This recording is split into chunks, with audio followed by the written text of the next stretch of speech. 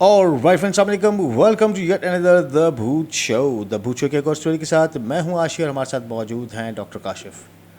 Sir अस्सलाम वालेकुम। वालेकुम अस्सलाम। कैसे मिजाज है सर? अल्हम्दुलिल्लाह सर, आप सुनाएं। बिल्कुल ठीक ठाक अल्हम्दुलिल्लाह।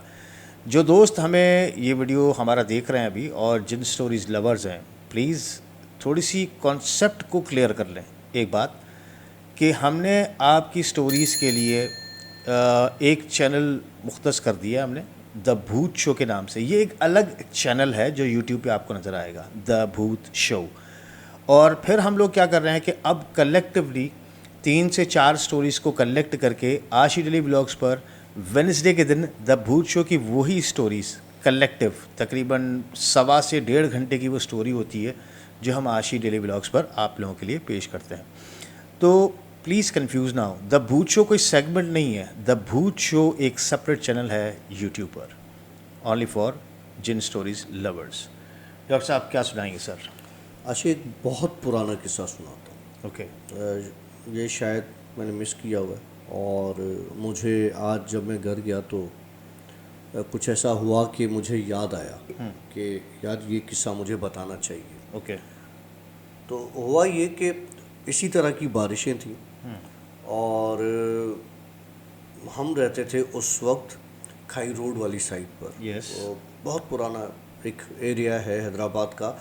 असल में पहले हैदराबाद में जो एरियाज़ थे ना, वो इस तरह की थे। हीराबाद हो गया, खाई रोड हो गया, गाड़ी खाता हो गया, पुराने इलाके, सदर हो गया। तो ये एरियाज़ बहुत पुराने एरियाज़ थे। और अभी तक वहाँ पर बहुत सारी पुरानी एंशियंट बिल्डिंग्स हैं बिल्कुल है, जिनको गवर्नमेंट तोड़ने नहीं देती है, उनको रिपेयर नहीं करने देती है, क्योंकि वो एक गवर्नमेंट का एक असासा है, एसेट है, समझ लें। अच्छा, आज जैसे हम एक व्लॉग करने गए थे आशी डेली व्लॉग्स के लिए। बेसिकली हम जो है फूड व्लॉग्स कर रहे हैं जी। आप वहाँ ज़रूर देखें उसको। तो हम आज जिस जगह व्लॉग करने गए वहाँ पर एक मैंने फ़ोटो ली थी, बड़ी ज़बरदस्त बिल्डिंग थी, एक कॉर्नर पर हाँ है, बनी हुई ना। बिल्कुल। तो मुझे बड़ी अच्छी लगी, बहुत पुरानी बिल्डिंग है वो भी। तो मैंने उसका भी एक जो है वो फ़ोटो ले लिया और अपने पास वो महफूज कर दिया, दिखाएंगे आप लोगों को। तो उस तरह के पुराने घर हुआ करते थे। फिर खाई रोड पर एक हवेली हुआ करती थी। वो हवेली थी राजपूतों की बेसिकली। अच्छा। बहुत पुरानी पुरानी हवेली थी। राजपूत वहाँ के मेरे दोस्त बेसिकली थे, वो भी मेरे साथ स्कूल में भी पढ़े थे। शहजाद राजपूत वाले तुम शायद जानते हो। तो वो दोस्त थे मेरे।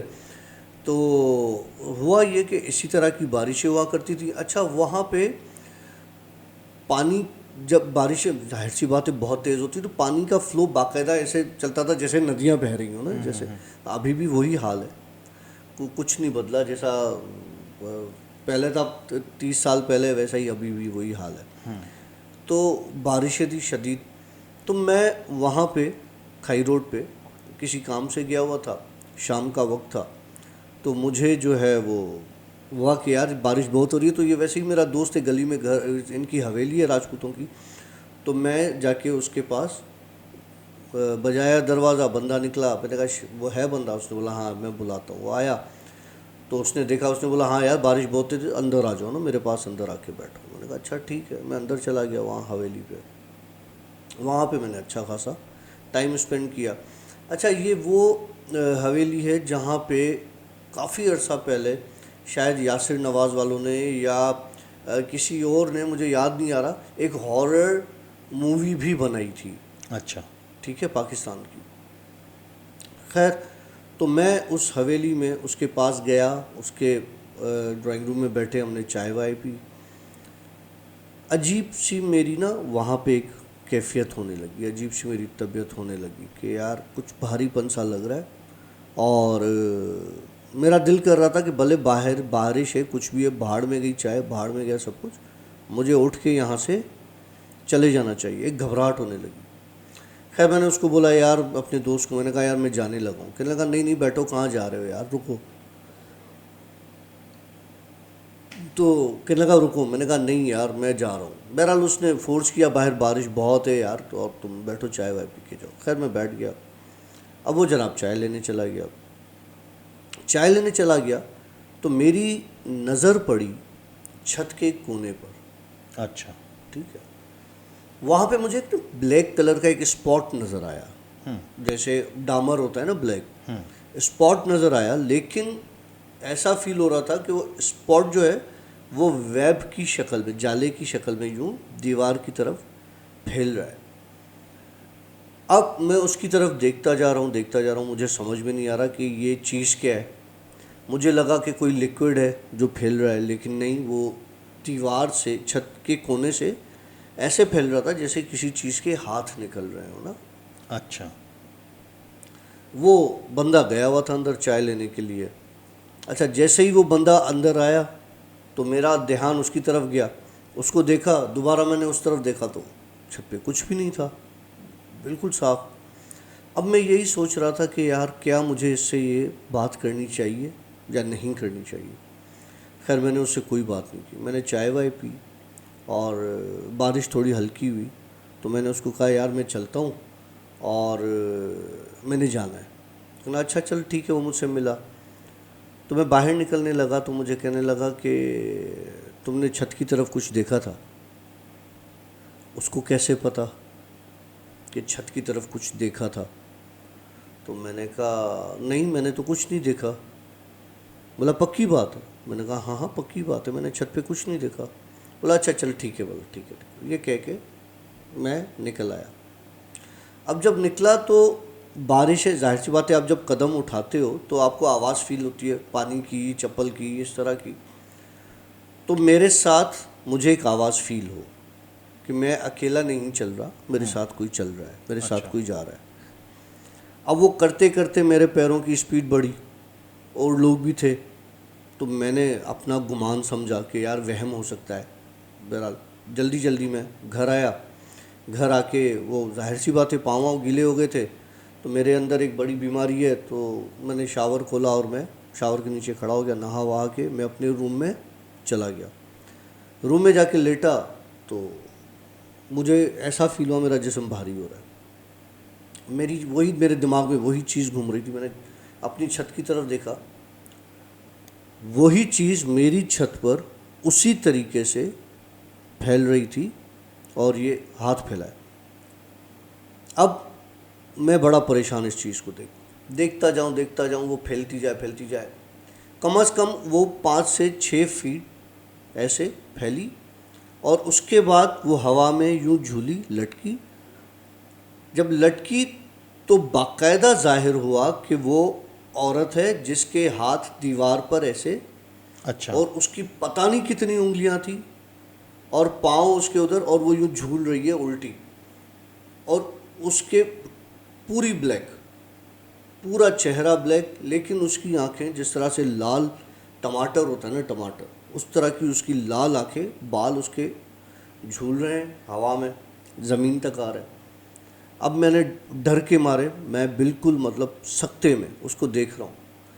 देखते देखते ना अचानक वो ज़मीन पर जैसे कोई चीज़ गिरती है ना, एक लाउड छिपकली की होता है, तरह। हाँ, गिरी तो एक धमाके की तरह का आवाज़ हुआ। अच्छा। इतना ज़ोर से आवाज़ हुआ, धमाका, कि मेरी चीख निकल गई। मैं उठ के बैठा और ये धमाका सुन के मेरे वालिद वहाँ आ गए कि तूने क्या तोड़ दिया, कुछ कर दिया, क्या हुआ? मैंने कहा कुछ भी नहीं। अच्छा, जब वो आए थे तो कमरे में उस वक्त कुछ भी नहीं था। ओके। मेरा ये चीज़ यहाँ पे ख़त्म हो गई। दूसरा दिन हुआ, वही मेरा दोस्त मुझे मिला, कहने लगा कि हाँ दे खबर, फिर कल मज़ा आया? मैं परेशान, मैंने कहा क्यों, क्या हुआ? कहना क्यों, तूने कल कोई चीज़ नहीं देखी? अब मेरा दिल कर रहा था कि मैं उसको बताऊं कि मेरे साथ क्या हुआ है, लेकिन मैंने उसको नहीं बताया। मैंने कहा नहीं, तो क्या हुआ? कुछ भी नहीं था। कहने लगा तू मेरे घर से गया तो तूने वहाँ भी कुछ नहीं देखा? मैंने कहा नहीं। कहने लगा अच्छा, जब तुम अपने घर गए तो तुमने वहाँ भी कुछ नहीं देखा? जब इसने ये बोला ना तो मुझे लगा कि बॉस इसको पता है कुछ ना कुछ है। लेकिन मैंने कहा नहीं, मैं देखता हूँ कि मसला क्या। मैंने कहा नहीं, मैंने वहाँ भी कुछ नहीं देखा। तो उसने मुझे देखते देखते देखते बोला तेरा दोस्त जो है वो तो गया हुआ है कराची, और मैं बार बार तेरे सामने आता हूँ, कभी किस शक्ल में आ रहा हूँ, कभी किस शक्ल में आ रहा हूँ, तो तूने मुझे नहीं देखा। ओह। मैंने उसकी तरफ आंख उठा के देखा अब मेरे दिल में एक अजीब सी बात आई। मैंने कहा अगर मैं इसको बोलता हूँ कि हाँ मैंने तुम्हें देखा, तो हो सकता है ये मुझे डराए मज़ीद। तो मैंने उसको बोला नहीं, मैंने तुम्हें नहीं देखा। अच्छा, अब उसका चेहरा बदलने लगा। लिटरली वो वही स्याह चेहरा हो गया, लाल आंखें, वो औरत, और इस तरह से लंबे हाथ और बाल फैल के लगा। अब बता, अब पहचाना? अब देखा मुझे? मैंने कहा हाँ मैंने देखा। यकीन कर, उसने जब मेरा हाथ पकड़ा उस वक्त उसकी उंगलियां यहाँ से फैली यूं, और मेरे ऊपर बाजू तक यूं फैल गई ना, यूं उसने मुझे जिस तरह से यूं पकड़ा, यूं समझो कि मेरी बॉडी पैरालाइज हो गई। उस वक्त सुन्न हो गया, मैं खड़ा हो गया उधर ही। और देखते ही देखते मुझे पता नहीं क्या हुआ, मुझे एक बेहोशी तारी हुई और मैं उधर गिर गया। गिरने के बाद जब आँख खुली तो मैं अपने घर पर था। मुझे नहीं पता मोहल्ले वालों ने उठाया, गली वालों ने उठाया, किसने उठाया, उठा के मुझे घर पे उन्होंने छोड़ा। बहरहाल मेरी आँख खुली तो मैं अपने घर पे अपने बिस्तर पर था। इधर उधर देखा तो कुछ नहीं था। बाबा ने पूछा क्या हुआ था, बेहोश क्यों हो गए? तो मैंने कहा कुछ नहीं, शायद चक्कर वक्कर आ गए होंगे। कहने लगा अच्छा, कहने लगा इस उम्र में तुझे चक्कर आते हैं? मैंने कहा बाबा यही तो उम्र होती है चक्कर आने की, अब आ गए तो आ गए, मैं क्या करूं। खैर ये बात हुई, उन्होंने मुझे जूस वूस बना के पिलाया, ये वो, इस तरह से थोड़ा सा जान में जान आई। उसके बाद मैं बैठा रहा। अब मेरी नज़र कंटिन्यू दीवार पर, छत पर, कि कहीं से वो चीज़ आती है, कहीं से आती है, कहीं से आती है। खैर वो चीज़ उस वक्त नहीं आई। वो रात मेरी बड़ी खैरियत से, मज़े से, सुकून से गुज़र गई। दूसरा दिन मेरा पूरा सुकून के साथ गुज़र गया, पूरा सुकून। अब दूसरे दिन की जो रात आई, मेरे कानों में कोई विस्पर करे आके मेरा नाम, काशिफ, काशिफ, जैसे तस्बीह पढ़ते हैं ना, इस तरह से काशिफ, काशिफ, काशिफ, कंटिन्यू। मैं ऐसे ऐसे करूं, दिमाग इधर उधर लगाऊं अपना, यार ये क्या मुसीबत है, क्या आवाज़ है, मेरा अपना नाम क्यों मेरे माइंड में चल रहा है। मुझे ये फील हो रहा हो कि मेरा नाम मेरे माइंड में खुद ही चल रहा है, लेकिन वो बाहर से एक विस्पर थी जो मेरे कान के अंदर जा रही थी। जब मैंने उसको पूरी तरीके से इग्नोर करना शुरू किया, उसके बाद एक लाउड आवाज़ आई, जैसे कोई चीख के बुलाता है काशिफ। तो उस वक्त मैंने एक झटका खाया, मैंने इधर उधर देखा तो कोई नहीं था, लेकिन वही जो औरत थी वो दीवार के एक कोने पे खड़ी थी। मैंने उसको हाथ जोड़े, मैंने कहा भाई मुझे बताओ क्यों मेरे पीछे पड़ गई हो, मसला क्या? कहने लगी कि नहीं मसला कोई नहीं, तू मुझे अच्छा लग गया और मैं तुमसे मिलने आऊँगी और आया करूँगी। मैंने कहा मेरी ज़िंदगी वैसे ही झंड चल रही है भाई। और खैर उसके बाद हुआ ये कि ऑफन वो मुझे विज़िट करती रही, लेकिन उसके बाद जो उसका विज़िट करना था, वो विज़िट करना लाइक उस मतलब उस गंदी शक्ल में नहीं था, उस स्कैरी फेस में नहीं था। वो बहुत खूबसूरत होके आती थी और मेरे साथ बैठती थी मेरे रूम में, गपशप करती थी, मुझसे बातें करती थी। लाइक मुझे इन्हीं की दुनिया के, जिन्नात की दुनिया के काफ़ी किस्से, काफ़ी बातें सुनाती थी। कैसे रहती है, क्या खाती है, कहाँ आते हैं, कहाँ जाते हैं, क्या करते हैं, उस एरिया में कहाँ कहाँ हैं। फिर उसके बाद उसने ख़ुद से मुझे ले जाके काफ़ी ऐसी चीज़ें दिखाईं, काफ़ी ऐसी जगहें दिखाईं कि जिनको देख के मैं बिल्कुल मतलब फ़िलहाल सख्ते में आ जाता था, लेकिन एक सपोर्ट हुआ करती थी, एक हिम्मत हुआ करती थी कि भाई मेरे साथ एक चीज़ ऑलरेडी है जो मुझे नुकसान नहीं होने देगी। फिर इस तरह आहिस्ता आहिस्ता आहिस्ता और चीज़ें जुड़ती गईं। और अब ये वक्त है कि मुझे पता है कि तुम आशी नहीं हो, मेरे सामने बैठे हुए हो, तो मुझे पता है कि जो है वो है तो है। अच्छा मुझे बात बता कि वो जो बंदी आपके साथ आके बैठती थी, आपके साथ बातें करती थी, आपकी उस वक्त पहले तो एज क्या थी? यार मेरी उस वक्त होगी कोई 16 ईयर्स की। चलो गालिबन 16, 17, 15, हाँ। ठीक है ना। तो उस वक्त आप क्या महसूस करते थे कि उसकी एज क्या होनी चाहिए? यार उससे मैंने एज पूछी थी, जो उस वक्त उसने मुझे अपनी एज बताई थी, उसने कोई बताई होगी 1350 1450 साल इस तरह की। लेकिन जब वो आती थी तो मेरे सामने उसकी हार्डली एज होती होगी 20 साल की, 21 साल की, लाइक इस तरह की, मुझसे बड़ी एज की। लेकिन एक मतलब एक नौजवान एज, कोई बुरी एज नहीं। लेकिन बकौल उसके उस वक्त उसकी एज जो थी वो 1350 या 1400 साल इस तरह की हुआ। 1350 साढ़े साल? तेरह सौ साल। अच्छा, कभी कोई क्लोज अटैचमेंट का सिलसिला रहा? यार क्लोज अटैचमेंट का सिलसिला मैं पहले भी एक किस्सा बता चुका हूँ आशिक, के जब मैं 12 साल का था, ये स्टोरी मैंने शेयर की है कि जब मैं 12 साल का था तब मेरे साथ ये इंसिडेंट हुआ था। और literally I was shock at that time ना। मैं उस वक्त शॉक था कि ये हुआ क्या है मेरे साथ। और लाइक वो एक अजीब एक चीज़ थी, और 12 साल का बच्चा था।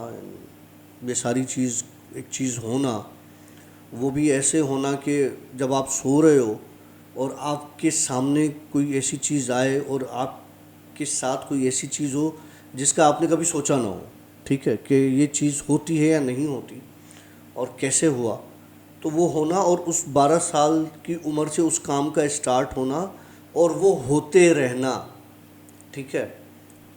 तो इसमें कोई शक नहीं है कि ऐसी चीज़ें कई आई मेरे पास, और मेरा ऐसी चीज़ों के साथ रिलेशन रहा, ठीक है। ये कहने के लिए मुझे बड़ी एक हिम्मत की ज़रूरत है, लेकिन जो है वो है। तो अगर खुदा ना खास्ता ऐसी चीज़ों के साथ रिलेशन बन जाता है ऐसा कोई, तो उनसे जान छुड़ाना आसान है, मुश्किल आशी है? मेरी आज तक जान छूटी नहीं है इन चीज़ों से ना, ठीक है। वरना कंटिन्यूस चला आ रहा है। मेरी जान नहीं छूटी। देखो सिंपल सी बात है, ज़रूरी नहीं कि मेरा उनके साथ कोई फिज़िकल रिलेशन ही चलता आ रहा हो, लेकिन मेरी उनसे जान नहीं छूटी। अच्छा चलो, एक छोटा सवाल। औरत दूसरी औरत को बर्दाश्त नहीं करती हाँ, तो?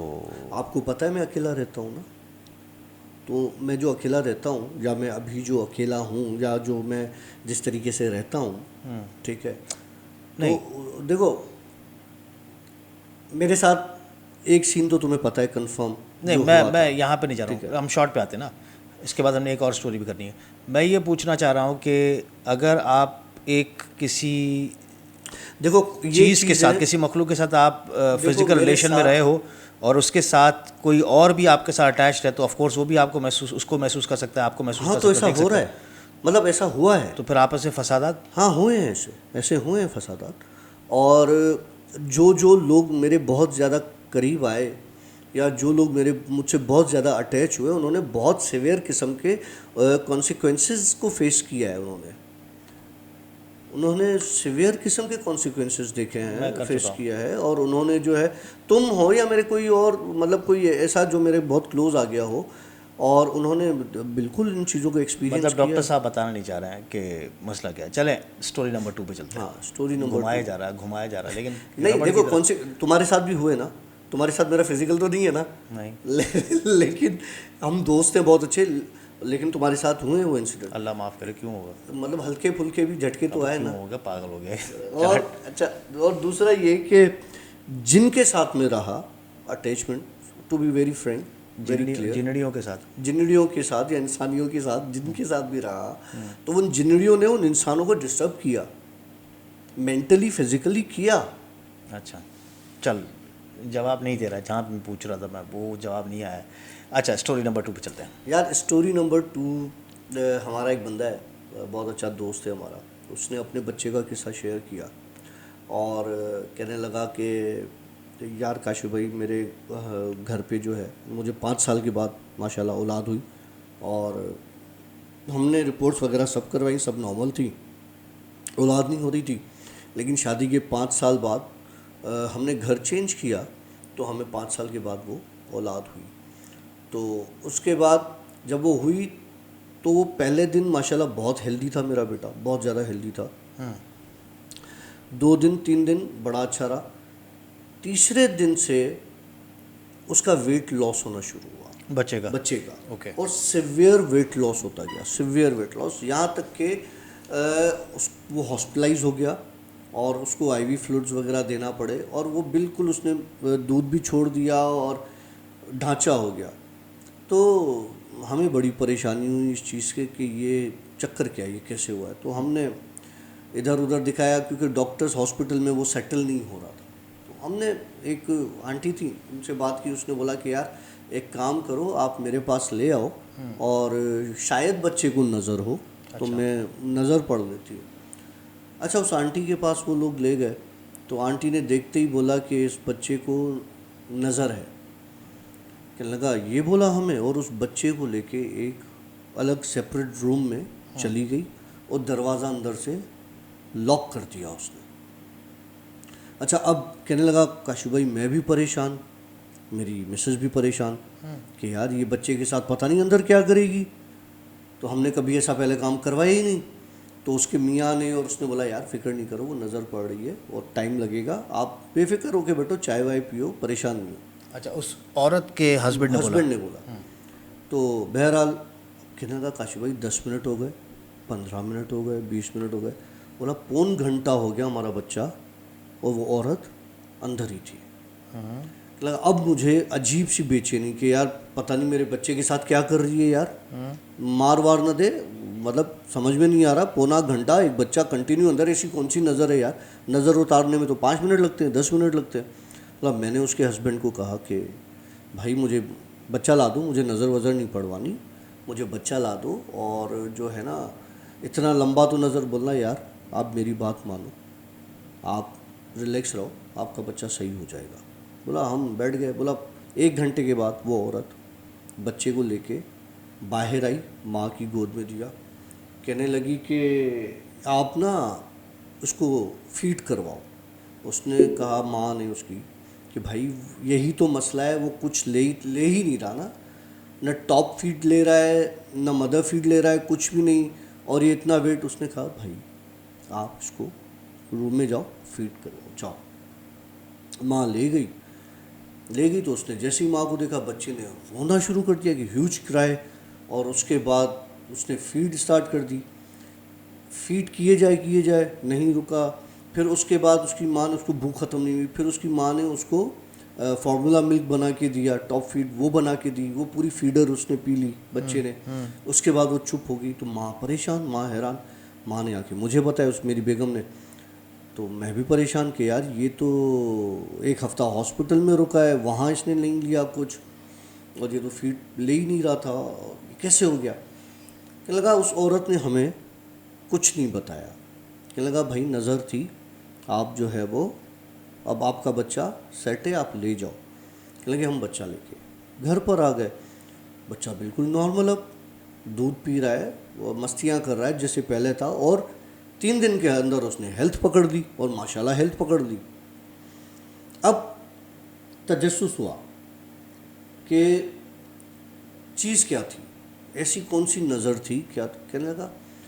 मैंने डिसाइड किया कि मैं उस औरत के पास जाऊंगा, उस आंटी के पास जाऊंगा। कहने लगा मैं उस आंटी के पास गया, तो उसके हस्बैंड को मैंने बोला मुझे मेरी मुलाकात करवा दो। उसने बोला अच्छा ठीक है, वो ले आया। बोला मैं किसी को नहीं बताऊंगा, मैं अपनी बेगम से बात नहीं करूंगा, मुझे बताएं कि मसला क्या है। कहने लगी कि आप जिस घर में रहते थे ना पहले, उस घर में आपको औलाद नहीं होती थी। अच्छा। इसलिए नहीं होती थी, वहाँ की जो चीज़ें होती थी वो नहीं चाहती थी इस घर में कोई बच्चा है, क्योंकि ऑलरेडी उन चीज़ों के वहाँ पे इतने बच्चे थे कि वो किसी और के बच्चे को बर्दाश्त नहीं करते थे। ओहो। तो इसलिए आपकी बीवी या तो अबॉर्ट हो जाती थी, ठीक है, या आपकी बीवी जो है वो कंसीव नहीं कर पाती थी। जब आप लोगों ने घर बदला, तो जिस घर में आए आप लोग, वो घर आपके लिए एक ब्लेसिंग था। वहाँ ऑलरेडी एक बुजुर्ग रहता था कि आपका उसी महीने में बच्चा हुआ, आपकी बेगम कंसीव कर ली और आपको बच्चा हो गया। लेकिन आपकी बेगम के साथ एक चीज़ उस घर से जुड़ गई थी जो नहीं चाहती थी कि आपकी बेगम को बच्चा हो। कि लगा जब वो बच्चा हुआ तो वो वो जो चीज़ थी वो आपके बच्चे के साथ जुड़ गई, ओके आपकी बेगम को छोड़ के, कि इसको मैंने मार के ही छोड़ दें। ओके उसके बाद क्या हुआ, जब आप मेरे पास लाए तो मुझे देख के ही ये सारी चीज़ें, सारे मामलात पता चल गए। और फिर मैंने वो जो उस दिन पढ़ाई की, वो उस वक्त एक लंबी पढ़ाई की। उस वक्त मैंने उस चीज़ से बात की और उस चीज़ से कहा कि इनकी जान छोड़ दो, इसके एवज तुम्हें जो चाहिए वो मिलेगा। उसने बोला ठीक है। बोला इसलिए जब आप लोग गए उसके बाद उन्होंने मुझसे काला बकरा वो मांगा, जो कि मैंने आपको नहीं बताया, वरना आप लोग यही कहते कि जी ये पैसों के लिए और इसलिए कह रहे हैं। तो वो काला बकरा हमने एज अ सदक़े के तौर पे हमने एक काला बकरा लिया। वो हमने काला बकरा ज़बा करके छत पे डाला और वो चीज़ वो बकरे को या खा गई या अपने साथ ले गई। हम दूसरे दिन गए तो वहाँ पे कुछ भी नहीं था। तो इस तरह से आपके बच्चे की जान छूट गई। अच्छा, इससे कुछ चीज़ें मुझे और भी मतलब एक होती है ना फील हो रही हैं अभी। जैसे अक्सर क्या होता है कि फैमिली में जैसे आपने बोला कि बच्चा नहीं होता है, ठीक है, और फिर वो घर चेंज करते हैं, बच्चा होता है। ये भी होता है, हिजरत कर जाते हैं, एक शहर से दूसरे शहर जाते हैं या दूसरे मुल्क चले जाते हैं, बच्चा होता है। इसी तरीके से मैंने एक और चीज़ भी देखी है कि किसी घर में अगर आप रहते हो और वहाँ पर अगर आपको सिर्फ लड़कियाँ हो रही हैं, लड़का नहीं होता, ये भी होता है सीन। फिर जब वो लोग हिजरत करके जाते हैं किसी और शहर, किसी और मुल्क, तो वहाँ पे बच्चा होता है, लड़का होता है। और ये ही किस्सा एग्जैक्टली हमारे एक दोस्त के साथ भी हुआ। मैं नाम नहीं ले रहा हूँ, मैं उसके साथ समझ भी गया। आप तो पहुँच गया ना। तो वो बंदा भी अपने घर में जब रहता था, और उसका घर हॉन्टेड है, उसका घर काफ़ी हॉन्टेड है, उसमें मर्डर भी हो चुका है। मतलब बच्ची का वो कहते हैं सुसाइड हुआ, लेकिन सुसाइड नहीं, वो मर्डर है वो। तो उस ही घर में उस हमारे दोस्त को 3 बच्चियां हुई, और फिर किसी चीज़ की वजह से घर में अफरा तफरी हुई, झगड़े फसादात हुए, और ये अपनी वाइफ को लेकर, बच्चों को लेकर कहीं और मूव हो गया, इसी शहर में किसी और इलाके में, उस घर से निकल गया। फिर वहाँ पर वो कोई 3-4 महीने रहा, 5 महीने रहा, और उसके बाद वह बच्चा उसने कंसीव किया, उसकी बीवी ने, और फिर डिलीवरी करवा कर फिर वो आई तो वो बेबी बॉय था।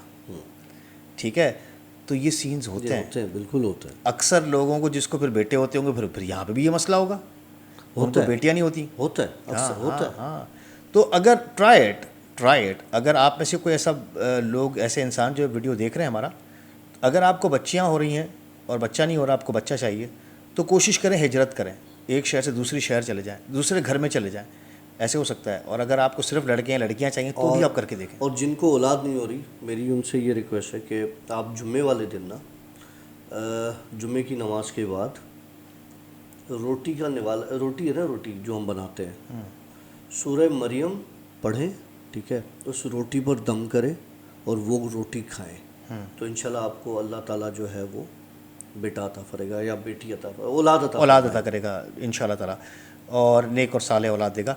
और अगर लेट सपोज हमारे पास बहुत सारे दोस्त हैं जो इंडिया से देख रहे हैं, फॉरेन कंट्रीज से हमें देख रहे हैं, तो वो भी अक्सर ये सवाल आता है कि भाई अब हम तो नॉन मुस्लिम हैं और सूरह मरियम, तो आपके शहर में कहीं ना कहीं कोई मौलवी साहिबान होंगे। यार देखो मेरी बात सुनो, मैं जो नॉन मुस्लिम्स हैं, मैं उनके लिए भी एक बात बड़ी वाज़ेह और बड़ी क्लियर कहता हूँ। जब कुरान पाक उतारा गया था ना, कुरान पाक बेसिकली सिर्फ मुसलमानों के लिए नहीं उतारा गया था। कुरान पाक उतारा ही इसलिए गया था कि लोग मुसलमान हों, आयतें पढ़ के ना, ठीक है, कुरान पाक पढ़ के लोग मुसलमान हों। ये बेसिकली एक इस्लाह की किताब है। ये किताब आपकी इस्लाह करती है। ये किताब आपको एक ट्रैक बताती है, आपको एक रास्ता। साइंटिस्ट जो है ना, बड़े बड़े साइंटिस्ट, वो कुरान पाक से चीज़ें निकाल के तरक्कियां करते हैं। यस, बिल्कुल सही है। हम खैर उसी बात पे आते हैं, वो ये कि भी बैटरी बहुत लो रह गई है ना, तो शॉर्ट पे चलते हैं।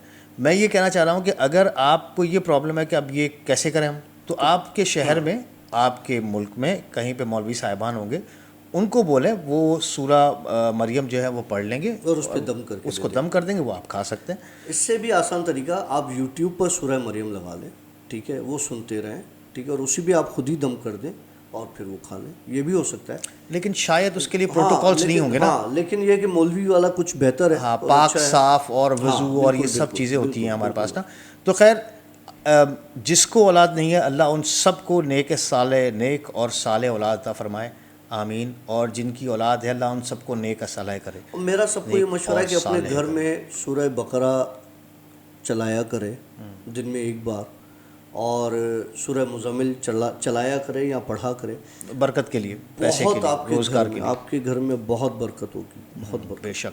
चले जी, थैंक यू वेरी मच। आप लोग इतना प्यार हमें दे रहे हैं, आपके कमेंट्स हम लोग पढ़ते हैं, लेकिन ऑफ कोर्स बहुत सारे कमेंट्स होते हैं तो हम ऑफ कोर्स हर किसी को जवाब देना बहुत मुश्किल होता है। कभी कभार ऐसे ही होता है कि हम जवाब दे रहे होते हैं तो वो फिर आप लोग उन कमेंट्स को इतना नीचे चले जाता है कि आपको वो रिप्लाई मिलता नहीं है ना। तो हम लोग अपनी तरफ से पूरी कोशिश कर रहे हैं, लेकिन अगर फिर भी आपका कोई डायरेक्ट सवाल है तो आप ईमेल करें। That is very proper communication thing. आप हमें ईमेल कर दें, ईमेल करें या इंस्टा पर मुझसे पूछ लें, मतलब जिस तरह इंस्टा से पे भी। डॉक्टर साहब के साथ आप कनेक्ट हो सकते हो, डॉक्टर kashif.akh इंस्टा पर आप आ जाइए और इंशाल्लाह जो हो सका हम लोग आपके मतलब कोशिश करेंगे, जितना हो सका हम आपकी हेल्प हेल्प कर सकते हैं। मतलब ऐसे नहीं है कि ये कोई वो नहीं है भाई, ये मैं पहले भी क्लियर कर चुका हूँ, मैं आमिल शामिल टाइप बंदा नहीं हूँ। मैं आपको सवाब जो भी खातिर। बताऊँगा वो मज़हब को और इन सारी चीज़ों को सामने रखते हुए बताऊँगा। और दूसरा, मैं आपको ऐसी कोई चीज़ नहीं बोलूँगा कभी भी कि आप मुझे इतने पैसे भिजवा दें, मैंने ये करना है, ये कभी भी नहीं। आप यकीन मानिए आज भी हम निकले थे आशी डेली व्लॉग्स का व्लॉग करने के लिए, तो हमने 4-5 चीज़ें ट्राई की आज के दिन में। और यकीन माने हम जहाँ पर कैमरा लेके खड़े होते हैं व्लॉग करते हैं तो वो हमें कहते हैं पैसे नहीं, लेकिन हम सबसे पहले उनको बोलते हैं कि नहीं आप पैसे तो लेंगे आप, ठीक है, और पूरे लेंगे, ठीक है। फिर वो अपनी रज़ा खुशी से कोई हमें कहता है कि हमारी तरफ से चलो भाई ड्रिंक ले लो और ये कर दो, वो अलग एक मोहब्बत है, मेहमान नवाजी। हमारे पास सिंधियों में ये बहुत ज़्यादा मेहमान नवाजी में काउंट होती है कि हमारे दरवाजे पर आएँ। अब जब ज़ाहिरी बात है वो एक होटल चला रहा है तो हम लोग इतने मेज़बान मतलब मेहमान हम इतने अच्छे नहीं होंगे कि हम खामखाई मुफ्त में खा के आ जाए, तो हम वहाँ पर भी पैसे देकर अपना व्लॉग बनाते हैं। तो इसी तरीके से डॉक्टर साहब अल्हम्दुलिल्लाह हम लोग एक अच्छी साउंड फैमिली से हैं, वी डोंट नीड मनी, आप हमें सिर्फ दुआ कीजिएगा। मुझे एक स्टोरी किसी ने शेयर की मेरे साथ और मुझे अच्छी लगी तो मैंने सोचा कि मैं वो आपको बताता हूँ। एक बंदा है, वो कहता है कि जी हम अपने गांव में गए, इसी तरह गर्मियों की बच्चों की स्कूल की छुट्टियाँ थी, तो बच्चों ने ज़िद किया कि बाबा हमें गांव लेके चलो। तो मैं जो है वो उनको बच्चों को गांव ले गया। अब वो मौसम था जुलाई का, मिड था या एंड था, इस तरह का मौसम था। मानसून स्टार्ट होने वाला था या ऑलमोस्ट हो चुका था, उसकी पहली या दूसरी बारिशें होंगी। तो हम लोग शहर से निकले अपने और गांव की तरफ जाने लगे। गांव हमारा तकरीबन कोई 3.5-4 कलाक और 4 घंटे दूर था, ठीक है। अब 3.5-4 कलाक दूर था तो हम गांव के करीब पहुंचने वाले थे, अंदाज़न कोई आधा घंटा रह गया था या पौन घंटा रह गया था। तो हम वहाँ पे बारिश स्टार्ट हो गई। अब बारिश इतनी शदीद थी कि मुझे गाड़ी साइड पे लगाना पड़ गई। अच्छा। मुझे बेगम ने कहा कि यार गाड़ी साइड पे लगा लो, और वाइपर भी अब तो इतना कोई काम नहीं कर रहे, रोड सामने पता नहीं इतने अरसे के बाद गांव चल रहे हैं, टूटी सड़क है क्या है कुछ नहीं, तो साइड पे लगा लो, बारिश थमेगी तो हम फिर आगे चलेंगे। तो उसने कहा कि मैंने अपनी बेगम के कहने पर गाड़ी साइड पे लगा दी। लगा अभी हार्डली 5 मिनट हुए होंगे कि मेरे शीशे पे नॉक हुआ। अब जब गाड़ी के शीशे पे नॉक हुआ, बारिश इतनी थी नज़र कुछ नहीं आ रहा था, पानी बह रहा था। तो मैंने थोड़ा सा शीशा हल्का सा नीचे किया तो एक बच्चा खड़ा था। तो उस बच्चे ने पूछा भाई तू बारिश में इतना क्या खैर तो है? कहने लगा मुझे जो है ना आगे गांव तक जाना है, बारिश बहुत ज़्यादा है और मैं भीगा हुआ हूँ, मैं कैसे जाऊँ, मुझे कुछ समझ में नहीं आ रहा। तो वो कहने लगा कि मैंने उससे पूछा कौन से गांव जाना है, तो वो कहने लगा उसने वही गांव का नाम बताया जहां हमें जाना था। तो अब मैंने कहा कि यार इसको भी वहीं जाना है तो उठा लेते, बच्चा है, हमारे भी बच्चे हैं। तो कहने लगा मैंने क्या किया, वो गाड़ी में थैले से शॉपर वॉपर निकाल के सीट पे रखी, वो भीगा हुआ था, उसको पीछे बच्चों के साथ बिठा दिया, पूछने लगा हाँ भाई किसके बेटे हो, ये वो कहने बताने लगा मैं इसका बेटा हूँ उसका बेटा हूँ। बोला मुझे याद तो पड़ रहा था कि ये फ़लाना बंदा उधर मस्जिद के उस तरफ रहता है या इस तरफ रहता है। खैर कहने लगा ठीक है। वो बारिश थोड़ी देर में थम गई और हमने गाड़ी स्टार्ट की और हल्की हो गई और हम गाड़ी लेके चले गए।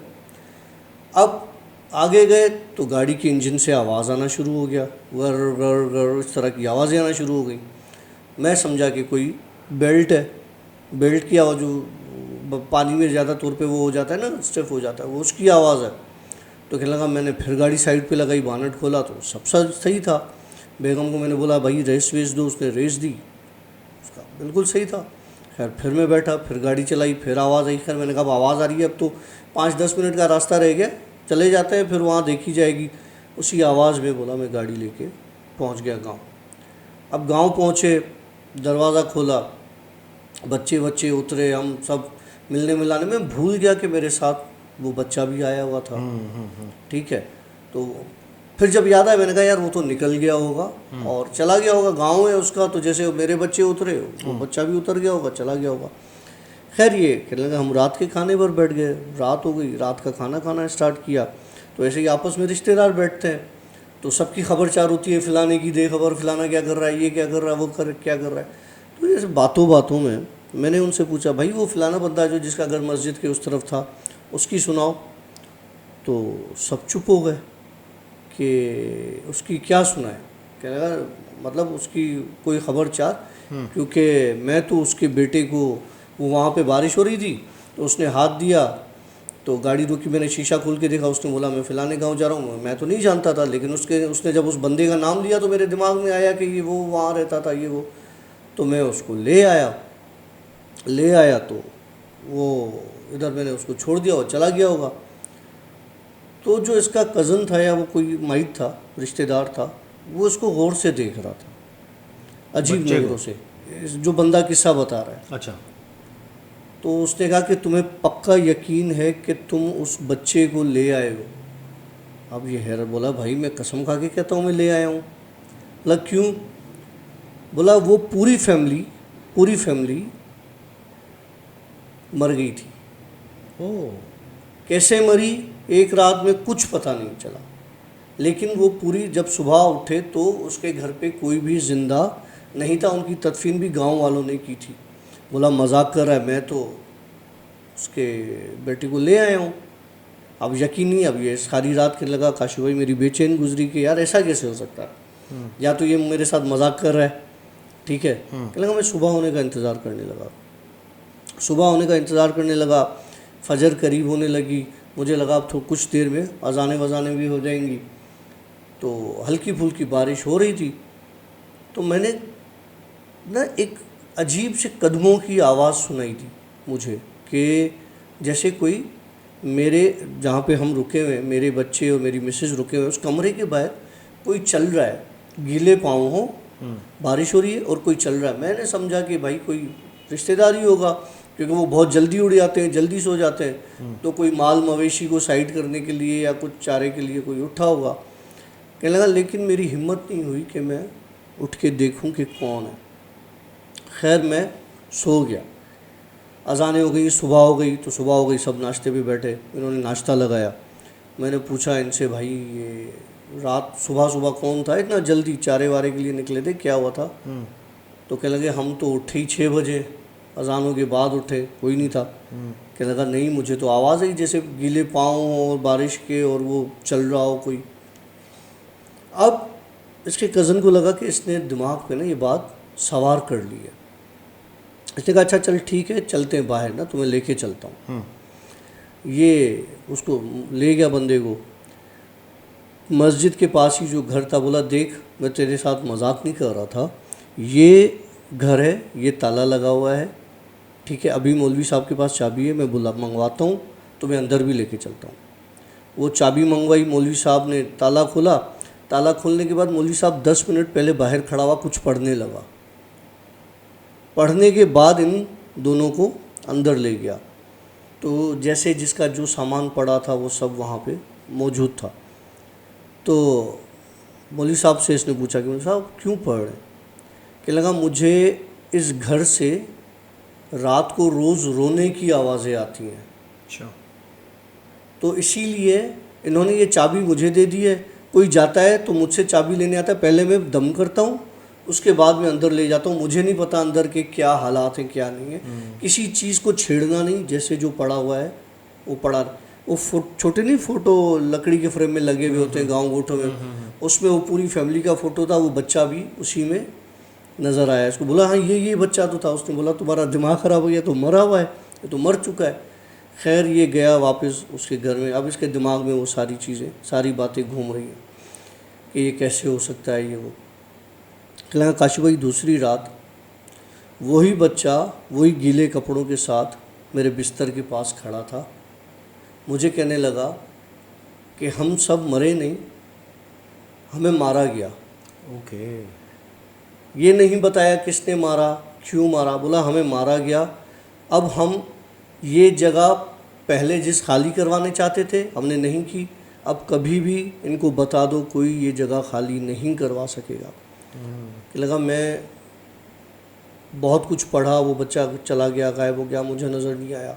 फिर उसके बाद मैंने सुबह अपने कज़न को सारी बात बताई तो उसने बोला यार ज़मींदार का कोई मामला था, कोई चीज़ थी, और इसकी बेगम का भी कोई हिसाब किताब था। तो उसने फिर मियाँ ने खुद ने अच्छा।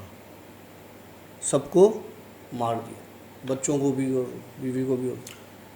What a coincidence, what a coincidence. ये दो चीज़ें, एक तो ये जो स्टोरी आपने बताई ना, ये एज इट इज़ ऐसी स्टोरी एक अभी कुछ दिन पहले न्यूज़ पे चली है।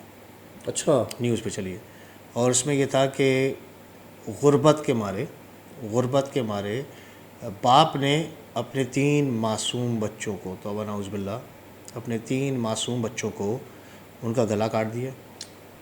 उसके बाद उसने अपनी बीवी को मारा है।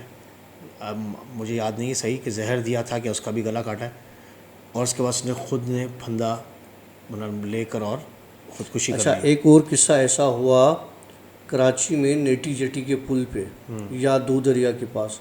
एक औरत अपने बच्चों को लेके समंदर में कूद गई। अल्लाह अकबर। देखने वालों ने शोर मचाना शुरू किया। खुदा जिसे रखता है उसे कोई तकलीफ़ नहीं, तो उनको ज़िंदा सलामत बाहर निकाल लिया गया। बताया कि जी मेरे मियाँ का इंतकाल हो गया है, हमारे पास खाने पीने के लिए पैसे नहीं थे, मैंने मजबूर में ही आके अपने बच्चों समेत सुसाइड किया। लेकिन ये भाई देखें, अल्लाह माफ़ करे, अल्लाह रहम करे, आपको वैसे तो ख़ुदकुशी हराम है, ठीक है, लेकिन जो कालामू करना है भाई वो आप करो। अपने मासूम बच्चों को क्यों मार रहे हो यार?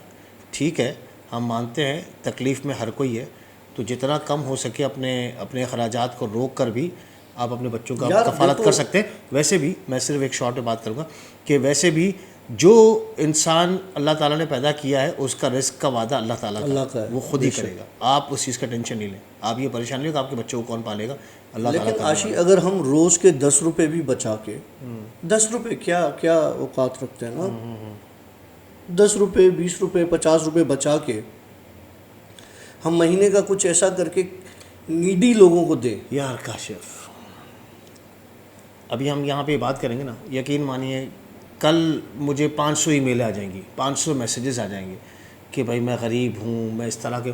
अब यहाँ पर हमें डिफ्रेंशिएट करना नहीं आता, ठीक है, कि भाई कौन वाकई हकदार है और कौन नहीं है। तो ये हम लोग गलत कर रहे हैं यार। भिखारी रस्तों पे इतने बैठे हुए हैं आजकल, इतनी वैरायटी आ गई भिखारियों की। खैर नहीं, भाई, भिखारियों को क्यों, आपको जो देखो जिसको ज़रूरत होती है ना उसका पता चल जाता है, उसके चेहरे पे नज़र आता है कि ये ज़रूरतमंद है।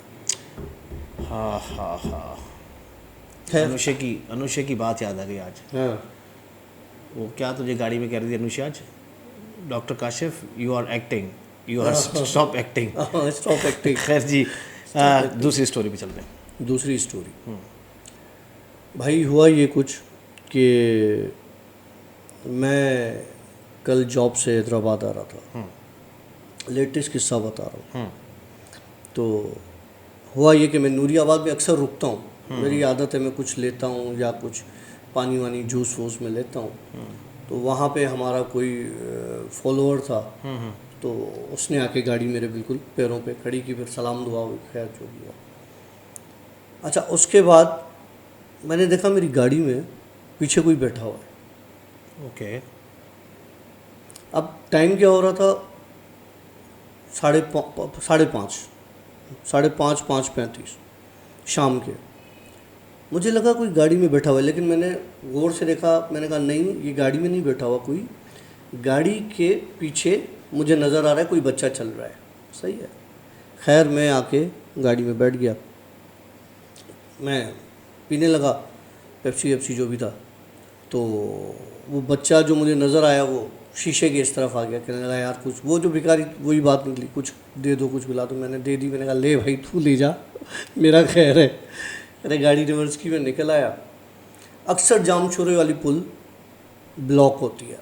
अब मैं दिमाग में सोचता आ रहा था यार ये पुल ब्लॉक होगी, ब्लॉक होगी, ब्लॉक होगी, ब्लॉक होगी, और आधा घंटा लग जाएगा। तो आवाज़ आई, नहीं नहीं आज ब्लॉक नहीं है। मैंने कहा ये नहीं नहीं आज ब्लॉक नहीं है, ये आवाज़ कहाँ से आई? देखा तो वही बच्चा पीछे गाड़ी में पीछे बैठा और उसके हाथ में वो ड्रिंक वैसी की वैसी। उसने मुझे वापस थमाई, कहने लगा कि मुझे पीनी नहीं थी, मैं ऐसे ही देख रहा था, और यकीन कर जब मैंने उसे ली तो वो एज इट इज़ ठंडी थी जैसे वहाँ से ली थी मैंने। खैर वो ली और वो बच्चा वो गायब हो गया। और अब मैं आया तो वाकई में जामशोरों का पूरा पुल, आशी हार्डली कोई 6 से 7 गाड़ियाँ होंगी, हालांकि वीकेंड था, हार्डली 6 से 7 गाड़ियाँ होंगी। मैं मज़े से निकला और मैं पहुँच गया घर पे। घर पे पहुँचा तो अब वो जो सेकंड फ्लोर है जो रेनोवेशन हो रहा था वो सारा हो गया अल्हम्दुलिल्लाह, सामान वामान रखना है। तो होता ये है कि मैंने तुम्हें बताया था कि एक बार मुझे अम्मी की डेथ के बाद 3:30 बजे मैं निकला था नीचे पानी लेने के लिए, तो अम्मी खड़ी हुई थी और मुझे डांटा था बड़े गुस्से में आके कि इस वक्त इधर नहीं आना। तो अब मेरी आदत है कि मैं घर जाता हूँ तो सब अपने रूम में जाने से पहले सेकंड फ्लोर पर जाता हूँ, वहाँ का सलाम दुआ लेता हूँ, सारी जायज़े वायज़े लेता हूँ, उसके बाद में फिर मैं अपने फ्लोर पे जाता हूँ। तो मैं चला गया सेकंड फ्लोर पर। अच्छा सेकंड फ्लोर पर अभी तो कुछ भी नहीं है, सिर्फ काम हुआ है और जो है वो फर्नीचर वगैरह तो है नहीं। एक एसी लगवा दी एक कमरे में, बस मैं इधर उधर से होके एसी वाले कमरे में गया तो कलर करवाया हुआ अभी, और पैरों के निशान, पैरों के और इतने से पाँव जैसे न्यूबॉर्न के होते हैं ना, इतने से पाँव और टेढ़े मेढ़े, बिल्कुल खिड़की के साथ यूं गए हुए ऊपर छत से और फिर नीचे। मैंने कहा ये अब क्या मुसीबत है। खैर मैं गया ऊपर, इग्नोर किया, मैं ऊपर गया, नहाया वहाया, फिर नीचे गया बाबा के पास। मैंने कहा बाबा ये ऊपर कमरे में आप गए? कहने लगा यार मुझसे ना ये ऊपर वाले पोर्शन का किस्सा मत पूछो। क्या हुआ है? कहने लगा यार मसला ये है कि होता ही ये है, रात को मुझे उस पोर्शन से अजीबोगरीब आवाज़ें आती हैं, जैसे कोई काम कर रहा हो, बच्चा रो रहा हो, ठीक है, चीखने की आवाज़ें आती हैं तुम्हारे ये सेकंड फ्लोर से। तो मुझे तो समझ में नहीं आ रहा, और जितना भी इस पे काम करवा रहा हूँ मतलब ये आबाद होने का नाम ही नहीं ले रहा, मतलब काम पे काम ही निकले जा रहा है और शिफ्टिंग तो हो नहीं रही उस पर। मैंने कहा बाबा मसला ये कि चल के ज़रा देख लेना। तो बाबा ऊपर आ गए, ऊपर आए, इधर उधर देखा, बोला क्या है? पाँव के निशान थे ही नहीं, बिल्कुल गायब हो चुके थे। बोले क्या है? मैंने कहा नहीं कुछ नहीं, दिखाने आया था आपको, देखें यहाँ पे हालात आपको कुछ नज़र आता है। बोला नहीं नहीं वो तुम्हारे पास मशीन है ना, वो मशीन ले आ। अरे मैंने कहा फंस गया ये। अच्छा बाबा मेरे जो है ना वो थोड़ा सा डरते हैं। अच्छा हाँ, तो कहने लगा मशीन। मैंने कहा नहीं बाबा छोड़ें, अभी किन चक्करों में पड़ रहे हैं, मशीन में अब मुझे तो पता है। कहा नहीं नहीं ले आ।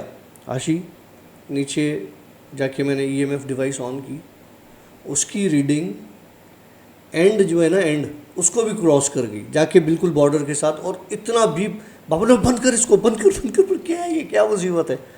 मैंने कहा बाबा कुछ नहीं है, और ये मेरे ख्याल से खुली तारें हैं एक दो, उसकी वजह से इतना बीप कर रही है। कहने लगा हाँ हो सकता है हो सकता है। चले गए नीचे। फिर कहने लगे यार हुआ ये, तो मैं रात को तकरीबन 3:30-4 बजे पानी की मशीन चलाता हूँ, उठता हूँ मैं, और वो जो है ना, फिर मैं तहज्जुद भी पढ़ता हूँ, उसके साथ तहज्जुद पढ़ता हूँ, फिर मैं फजर की नमाज़ पढ़ के इशराक पढ़ के उसके बाद में सोता हूँ ना 9 बजे तक, 9 साढ़े 9 बजे तक। तो मैं 3:30-4 बजे इस तरह से उठ जाता हूँ। तो मैं उठा था परसों रात को, मैंने मशीन ऑन की, तो ये जो तुम्हारे सेकंड फ्लोर की जो ग्रिल है वहाँ पे कोई औरत खड़ी थी, उसके बाल यूँ नीचे की तरफ आए हुए थे। तो मेरी तो एक बार उस पर नज़र पड़ी, ठीक है, लेकिन मैंने इग्नोर करके, और मैं मशीन ऑन करके वापस जल्दी जल्दी अंदर चला गया और जाके बेगम को उठाया कि भाई बाहर ये है मामला ऊपर ना इसके फ्लोर पे। तो उसने कहा कि आपको तो डर ही लगता रहता है, ये कुछ भी नहीं है, वहम है, आप अपनी इबादत करो। तो कहने लगा, मैं शुरू हो गया अपनी नमाज़ पढ़ने। वो बोला लिटरली जो इनके रूम के ऊपर कमरा है, बोला वहाँ पे जिस तरह दमपुख चलाते हैं ना, ज़मीन पर मारते हैं, क्या कहते हैं उसको, धमक धमक धमक धमक, वो धमक, हाँ खाना मेरे दिमाग में चल रहा है, वो धमक कोई मार रहा हो और टाइल के टूटने की आवाज़ें आ रही हो। तो मैंने बेगम से कहा, मैंने कहा आप सुन रही हो आवाज़? कहने लगी हाँ आवाज़ तो आ रही है मुझे। तो कहने लगी कि अब ये मैंने ये चीज़ देखी है, अब क्या करें? कहने लगी अभी छोड़ो, सुबह में देख लेना, अभी नमाज़ पढ़ो। कहने लगा मैंने तहज्जुद पढ़ा, नमाज़ पढ़ा, डर डर के तस्बीह पढ़ी, आयतुल कुर्सियाँ पढ़ी, सब।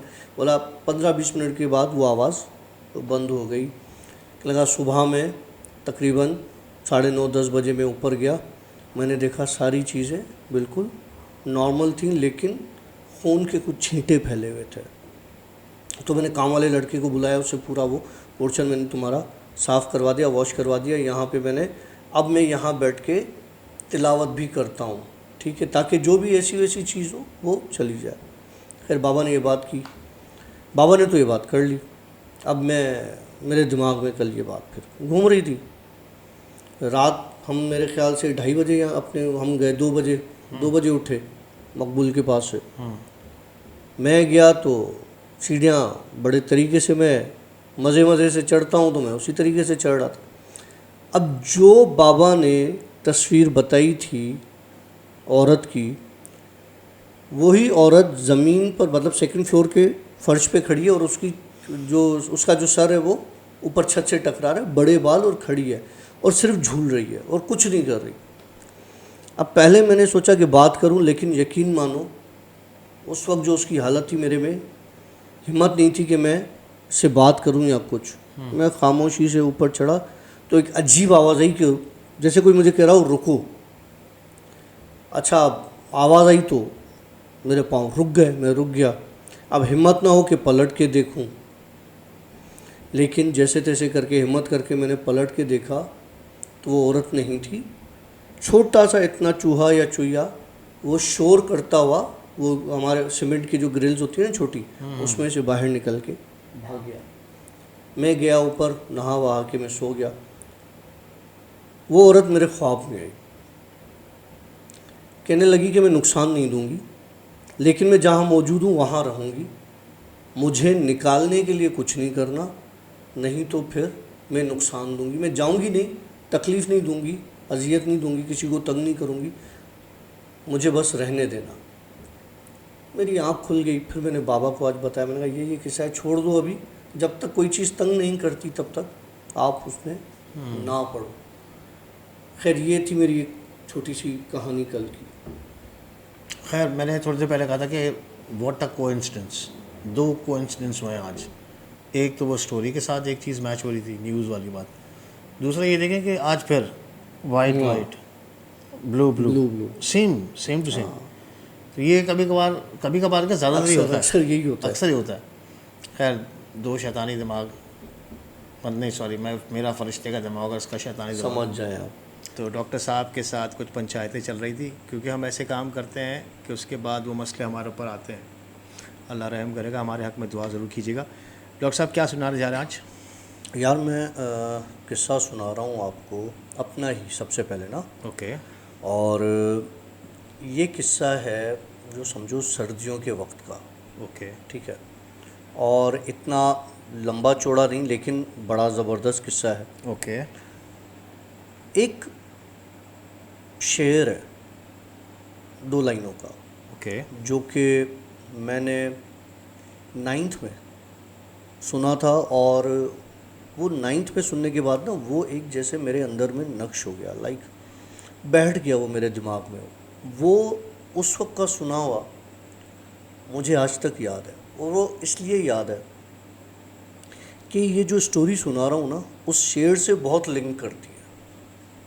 वो कुछ इस तरह से था कि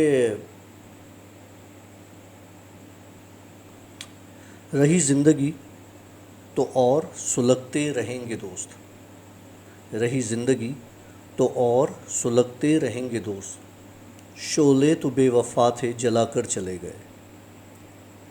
अब सोचोगे कि इस स्टोरी का इस शेर से क्या ताल्लुक़ है। हुआ ये कि सर्दियाँ थी शदीद, और मेरी जो जॉब थी वो ऐसी जगह पर थी जहाँ पे सर्दी ज़्यादा होती है। पहाड़ों के बीच में एक छोटा तो नहीं, एक बड़ा प्लांट है, लेकिन वहाँ पर थी सर्दी। वहाँ पे होती थी तो वो शिद्दत से होती थी, मतलब बहुत ज़्यादा ठंड होती थी वहाँ पर। और अगर गर्मी होती थी तो वो गर्मी भी वहाँ पे बहुत होती थी। तो सर्दियों की रात थी, मैं अपने कमरे में आया, खाना वाना रात का खा के, जैकेट वैकेट पहना हुआ था, मफलर पहने हुए थे, ये सारा। आके मैंने वो हीटर ऑन किया थोड़ी देर के लिए, और ताकि वो टेम्परेचर नॉर्मल हो, और फिर उसके बाद में सो जाऊँ। खैर मुझे ऐसा फ़ील हुआ कि जैसे मुझे बुखार हो रहा हो, और अमूमन ऐसा होता है सर्दियों में, जब आप अपनी बॉडी को ज़्यादा हीट कर रहे होते, हीट दे रहे होते हो, एक्सटर्नल हीट आ रही होती है ना, ये आप जो पहने हुए होते हो, तो आपको लगता है कि जिस्म गर्म हो रहा है, और ये, और तो मुझे ऐसा फ़ील हुआ कि जैसे मुझे बुखार हो रहा है। खैर थोड़ी सी जिस्म में मुझे दर्द महसूस हुआ। मैंने कहा हो सकता है शायद मुझे वाकई में सर्दी है, मौसम की वजह से फ़ीवर आ रहा हो। मैंने थर्मोमीटर उठाया, बुखार चेक किया, मुझे बुखार नहीं था। मैंने कहा फिर ये थकावट भी हो सकती है, सर्दी की वजह से भी है। खैर मैं आया, मुँह धोया अपना, और कपड़े चेंज किए, और ब्लैंकेट में घुस गया मैं। अच्छा, थोड़ी देर के बाद ना मुझे एक शदीद ठंड का एहसास हुआ। हीटर ऑन था, और वो ठंड ऐसी अजीब ठंड थी कि जैसे किसी ने मुझे मेरे बिस्तर पे बर्फ़ की स्लेबें रखी हों और मुझे उस पर सुला दिया हो, इतनी ठंड। तो मैं वहाँ से उठा, और मैंने जैकेट पहनी, और वो थर्मल पहना, और उसके ऊपर फिर ट्राउज़र पहना, और फिर मैं दोबारा ब्लैंकेट में घुस गया। अब ठंड उस जो पहले लग रही थी उससे ज़्यादा लगने लगी। मैंने कहा यार मुझे समझ में नहीं आ रहा क्या। मैं उस रूम से निकल के बाहर लाउंज में एक और बेड पड़ा होता था, तो वो लेट के मैं टीवी देखता था, और साइड पर एक सोफ़ा होता था, तो उस बेड पर आकर मैं लेट गया कि हो सकता है वो कमरा ज़्यादा ठंडा हो, क्योंकि बाहर की तरफ था, ये अंदर की तरफ है। तो वहाँ आके लेट गया, नींद ना आए, टीवी लगा दी, लेटा। तो अब वहाँ पर मुझे गर्मी लगना शुरू हो गई। मतलब एक कमरे में मुझे शदीद ठंड लग रही है, उसी घर के लाउंज में मुझे शदीद गर्मी लग रही है। गर्मी इतनी कि मुझे पसीना लिटरली आने लगा। मैंने कहा ये क्या चीज़ है यार। मैंने क्या किया, कपड़े वपड़े उतारे, इतनी शदीद गर्मी कि कपड़े उतार के मैंने शॉर्ट्स पहनी, टी शर्ट पहनी, और लेट गया चादर वादर हटा के।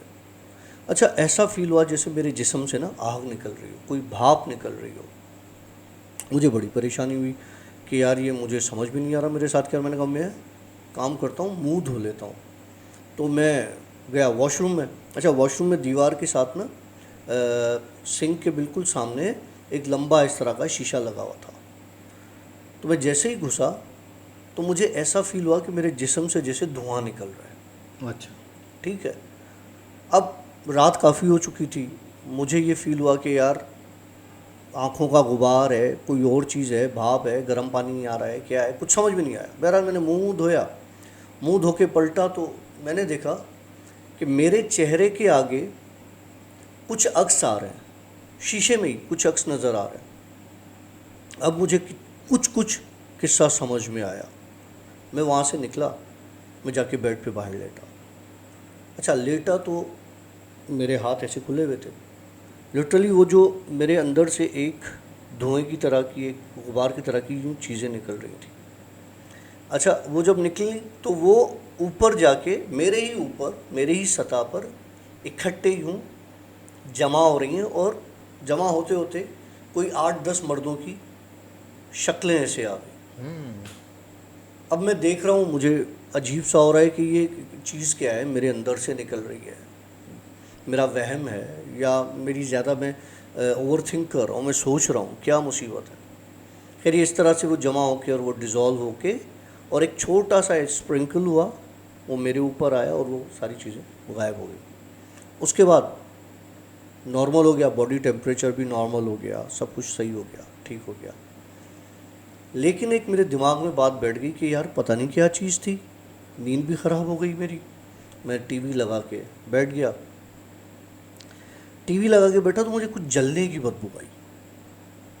अब मैं हैरान कि यार जल क्या रहा है, ऐसी कोई। अब मैं उठा, मैंने फ्रिज का स्विच चेक किया और एक्सटेंशन वायर चेक की जिसमें टीवी का प्लग लगा हुआ था, अंदर रूम में हीटर चेक किया, कहीं से कोई जलने की वो नहीं थी साइन, लेकिन स्मेल जलने की मुझे आ रही थी। मैं इधर उधर घूमा, वॉशरूम में गया, देखा तो वो जो मैंने थर्मल सूट हैंग किया था वो जला पड़ा था। अब मैं परेशान। अच्छा शुक्र है कि वॉशरूम में थर्मल सूट था, जला, वरना अगर रूम में जलता या लाउंज में जलता तो फायर अलार्म बजता, जो कि पूरा एरिया उड़ जाता उससे। और उसका जो फायर अलार्म का जो लिंक होता वो था अपना वहाँ फायर ऑफिस में, और वो सारी टीम आ जाती आग बुझाने, पता नहीं कहाँ आग लगी है। खैर ये तो बचत हो गई कि वो वहाँ पे जला हुआ मुझे दिखा, पूरा सूट जल चुका था टुकड़ों टुकड़ों में ना। मैंने वो उठा के पानी के नीचे डाला, पानी के नीचे डाल के मैंने वापस उसको एक जगह पे रैप करके साइड पे रख दिया। अब कुछ समझ में ना आए, मैंने कपड़े उतारे, मैंने शावर ऑन किया, वो टब एक लगा हुआ होता था लंबा, उसी में मैं खड़ा हुआ, उधर से ही शावर ऑन किया, वहीं पे नहाना शुरू कर दिया गर्म पानी से। अच्छा गर्म पानी खोला तो उसमें से इतना शदीद ठंडा पानी था कि मैं वहाँ से वापस हट गया। उतरूँ, हाथ लगाऊँ तो गर्म पानी आ रहा है, खड़ा हूँ तो मुझे मेरे बॉडी पे ठंडा फील हो रहा है। खैर मैंने कहा ये नहाना भी नहीं, मैंने मुंह धोया, वापस आके रूम में सोया। फिर मैं लाउंज में नहीं गया, रूम में सोया। रूम में लेटा ही था कि मुझे ऐसा लगा कि मेरी उंगलियां, मेरा जिस्म बर्फ़ होता जा रहा है, मतलब मैं हिला नहीं पा रहा था। मुझे ये डर था कि अगर मैंने अपनी उंगलियां मूव की तो टूट जाएंगी। जम गई थी, बिल्कुल जम गई थी। वो जमते जमते ऐसा फील हो रहा था कि मेरे सांस की नाली चोक हो जाएगी। मैंने आयतें पढ़ना शुरू की, सब कुछ किया, आहिस्ता आहिस्ता आहिस्ता आहिस्ता सब नॉर्मल हो गया। सुबह हुई, फजर की अजानें आना शुरू हुई। मैं उठा, मैंने वज़ू किया, वज़ू करके और जो है वो नमाज़ पढ़ी। नमाज़ पढ़ के उसके बाद सारी चीज़ें नॉर्मल हो गई। वो दिन मैंने बड़ा परेशानी में गुजारा, ऑफिस गया, किसी को बताऊं नहीं बताऊं इसी सोच में रहा। बहरहाल मैंने किसी से डिस्कस नहीं किया। फिर उसके बाद मैं वापस आ गया। वापस आके वही उसी शाम ना ड्यूटी करके वापस आया। शाम को आके देखा घर के हालात इधर उधर सब सही हैं, क्योंकि वो लड़के आते हैं सफाई वफाई करके जाते हैं वो, तो वो सारी चीज़ें बिल्कुल ठीक थी, सारी चीज़ें ठीक थी, यहाँ तक कि थर्मल सूट भी ठीक था। ओके, तो ये क्या तेरा जहनी वहम था कुछ? नहीं, वो सारी चीज़ें हुई थी, लेकिन एक जगह पर मुझे उस सारी, वो जो तेरा सवाल है, उस सारी चीज़ के होने का जवाब मिला। थर्मल सूट जिस जिस जगह से जला हुआ था और जो बुर्दा था वो सिंक के एक कॉर्नर पर इतना जमा पड़ा हुआ था। मतलब सूट राख जला था? सूट जला था। वो निशानी के तौर पे उन्होंने वो बुर्दा रखा, वापस आया तो सूट साबित। Okay, no question. तो ये चीज़ें तू खुद से क्रिएट करता है? हाँ, या मैं खुद से क्रिएट करता हूँ, मैं एक बहुत बड़ा क्रिएटर हूँ। नहीं, दैट्स समथिंग सीरियस। अगर मैं एक नॉर्मल इंसान अपने दिमाग से सोचता हूँ तो मैं तो तुम्हें ये सोचने की समझूंगा ज़रूरत शायद ही नहीं है, तुम्हें सोचने की ज़रूरत नहीं, क्योंकि तुम्हारे साथ होता नहीं है। अगर तू सोचेगा तो तुझे दुनिया वाले पागल कहेंगे, जैसे मुझे कहते हैं, तो कहना दो, इसमें क्या है। पागल हज़ारों है। सवाल उठते हैं, हज़ारों सवाल उठते हैं, किस किस का जवाब देंगे। हाँ चलो खैर है, लेकिन क्वाइट कंफ्यूजिंग। अच्छा अब आते हैं। अभी किस्सा कहाँ ख़त्म हुआ मेरी जान। अच्छा चल रहा है। देखो, वो जो मैंने बात की ना शोलों की, शोले तो बेवफा थे जला कर चले गए। इंसान है ना इंसान, स्टोरी तो किस्म ख़त्म हो गई, लेकिन मैं तुम्हें एक छोटी सी एक बात बता देता हूँ। ये जो हम मिसाल देते हैं ना, आग जलना या कोई ज़ख़म खाना या कोई तकलीफ़ खाना, ये वक्ती होती है बेसिकली ना। आग जलाएगी, आपको दर्द होगा, एक वक्त तक होगा, वो निशान छोड़ जाएगी। आपकी स्किन पर अगर ज़्यादा डीप होगी तो निशान छोड़ जाएगी, लेकिन आपको उस दर्द का एहसास सारी ज़िंदगी नहीं रहेगा। लेकिन यहाँ जो शोला होता है ना, शोला, वो बेसिकली क्या होता है?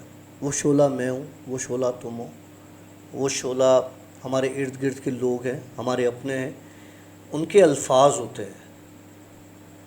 जब उनके अल्फाज आपको जलाते हैं ना, तो वो जलन सारी ज़िंदगी रहती है, वो दर्द सारी ज़िंदगी रहता है, वो निशान सारी ज़िंदगी रहता है।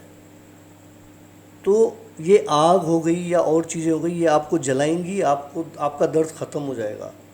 लेकिन आपके अगर अपने, उनका कोई बिहेवियर, उनका कोई लफ्ज़, उनकी कही हुई कोई बात, अगर उसने आपको जलाया, उसने तकलीफ़ दी, तो वो बात, वो जलन आप कब्र तक अपने साथ ले जाते हो, वो कभी हील नहीं होता।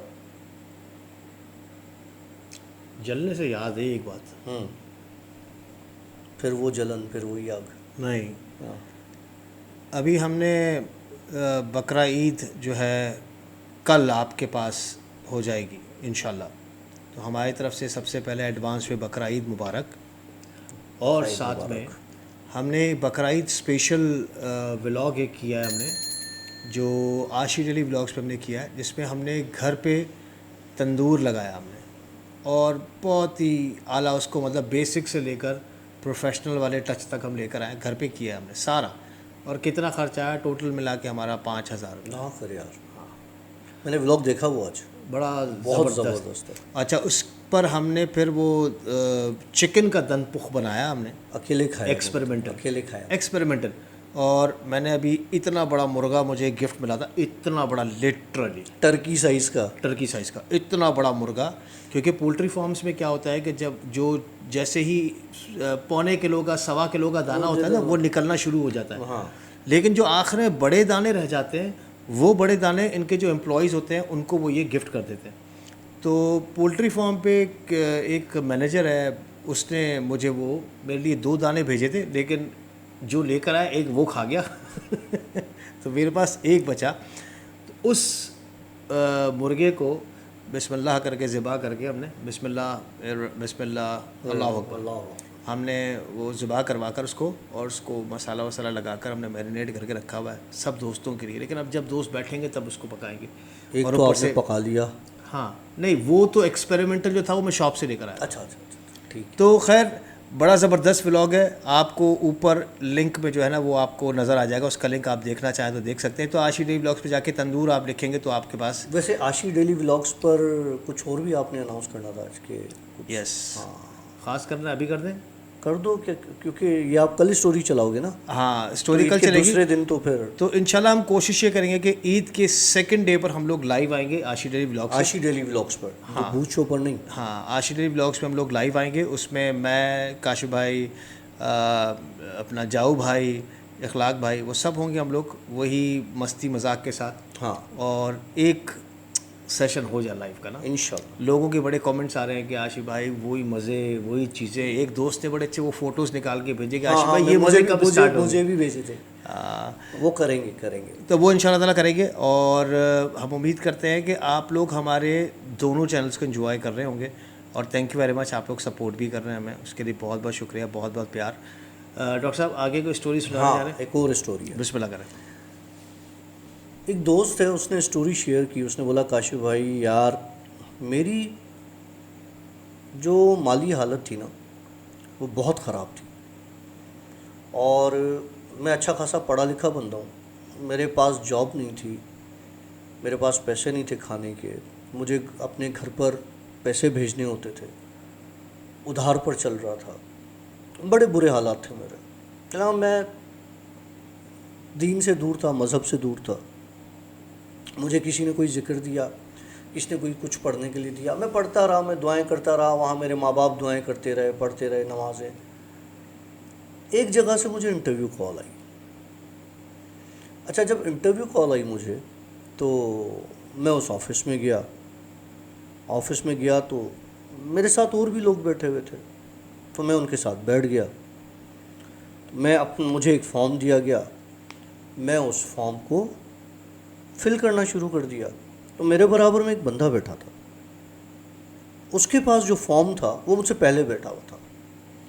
उसके जो पास फॉर्म था वो अरबिक में वो उसको लिख रहा था। तो पाकिस्तान बेस्ड जॉब? पाकिस्तान। अच्छा। तो कहने लगा कि मैं बड़ा परेशान हुआ। मैंने कहा यार, ये अरबिक में भी लिख रहा है, इंग्लिश में भी है, तो ये जॉब तो मुझे लगता है कि इसको मिलेगी, और मैं तो इंग्लिश में फॉर्म जो है वो भरे जा रहा हूँ, अब ये पता नहीं क्या लिख रहा है अरबिक में। तो कहने लगा, मैंने उससे पूछा कि आप यहाँ किसी काम से आए, जॉब से आए? तो उसने बोला हाँ, मैं जॉब से आया हूँ। ठीक, ओके। जॉब से आया हूँ मैं। बोला अच्छा ठीक है। बोला, मैं बैठ गया। बस उससे ज़्यादा मैंने उससे बात नहीं की, और मैं अपना बैठा रहा, इंतज़ार किया। थोड़ी देर में HR ऑफिसर आया मेरे पास कि जी आप आ जाओ, और आपका अंदर इंटरव्यू है ना टीम के साथ। बोला, मैं चला गया अंदर टीम के पास। उन्होंने मुझे बिठाया अच्छे से, मेरा इंटरव्यू किया, बहुत अच्छा हो गया इंटरव्यू। तो मुझे कहने लगी कि ठीक है, आप बाहर भी इंतज़ार करें और हम आपको भी बताते हैं। तो कहने लगा कि मैं बाहर आके वापस बैठ गया। बैठा तो वो बंदा बैठा हुआ था अभी तक, उसको कोई कॉल नहीं आई। तो मैंने HR ऑफिसर से पूछा, मैंने कहा भाई वो और कितने लोग आए हैं ना? कहने लगे लोग? कौन से लोग? कहने लगा ये इस पोजीशन के इंटरव्यू के लिए। बोला, इसमें तो शॉर्ट लिस्ट सिर्फ हमने आपको किया है, और तो हमने किसी को नहीं बुलाया। बोला, आपने कोई और पोजीशन कुछ और अनाउंस किया हुआ है? बोला, नहीं नहीं, हम तो यहाँ तो सिर्फ आप ही को बुलाया, और आप ही एक अकेले कैंडिडेट हैं जो बैठे हुए हैं। बोला अच्छा। ये कहने लगा, मैं वापस आके बैठ गया खामोशी से। मैं उसको देखे जाऊं, और वो अपने ही उस कागज़ में कुछ भर नहीं रहा, सिर्फ कुछ लिखा थोड़ा बहुत और छोड़ दिया। कहने लगा, अब मुझे ये हुआ कि मैं इससे पूछूं कि भाई तुम किस जॉब के लिए आए हो? जॉब से आए हो?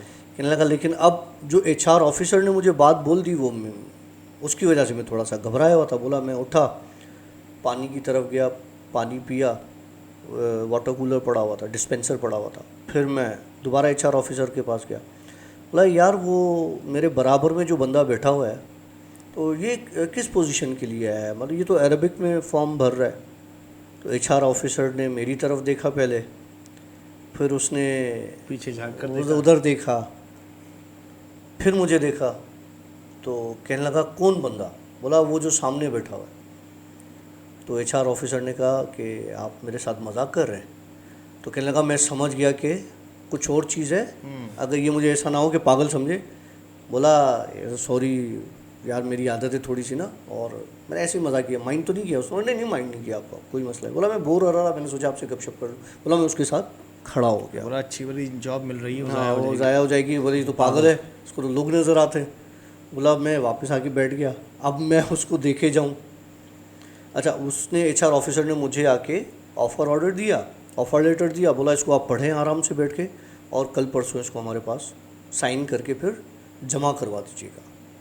कल करवा देंगे तो अच्छा है। कहने लगा, मैंने ऑफ़र लेटर लिया, जाके मैं बाहर उसको पढ़ने लगा। मैंने कहा, अभी साइन करके दे देता हूँ, मुझे तो मेरी जॉब की ज़रूरत है। लगा, मैं आराम से डिटेल से उसको पढ़ा, उसको साइन किया, साइन करके मैंने जाके उसको दे दिया। मैंने कहा यार मुझे जॉब की ज़रूरत भी है और ऑफ़र मैंने सारी आराम से डिटेल में पढ़ ली हैं, ये आप रख लें। बोला मैंने लेटर दिया, देखा तो वो बंदा वहाँ पे मौजूद नहीं था। अच्छा। अब मैं वहाँ से निकला,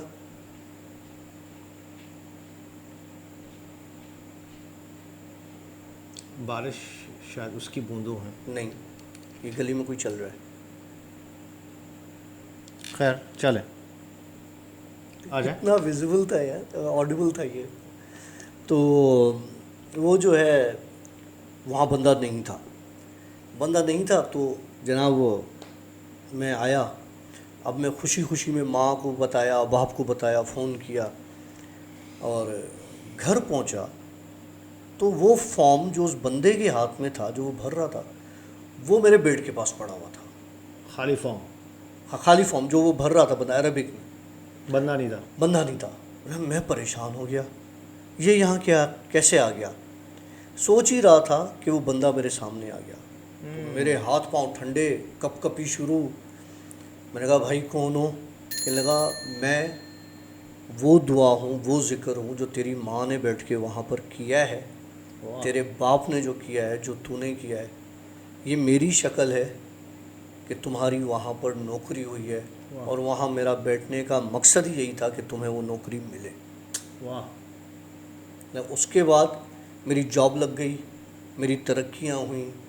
मैंने 50,000 से सैलरी स्टार्ट की थी, इस वक्त मेरी 4.5 लाख रुपए सैलरी है।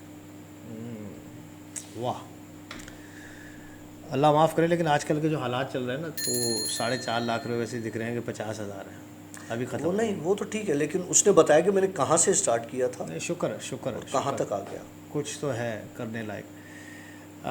डॉक्टर साहब स्टोरी बहुत आला थी यार। किसने भेजी स्टोरी? है कोई? अच्छा, नाम गायबाना स्टोरी। खैर जी, जाने से पहले मैं आपको ये बता दूं कि जो सबसे पहले डॉक्टर साहब ने शेर पढ़ा था, तो ये बात दिमाग में रखेगा कि डॉक्टर साहब बड़े अच्छे शायर भी हैं। और जिन लोगों ने अभी तक डॉक्टर साहब के चैनल पर विज़िट नहीं किया तो ज़रूर कीजिएगा। डॉक्टर साहब क्या, doctor Kashif, poetry by doctor Kashif. तो बड़ी गज़ब की पोइट्री करते हैं, बड़ा अंदाज़ है इनका अपना एक।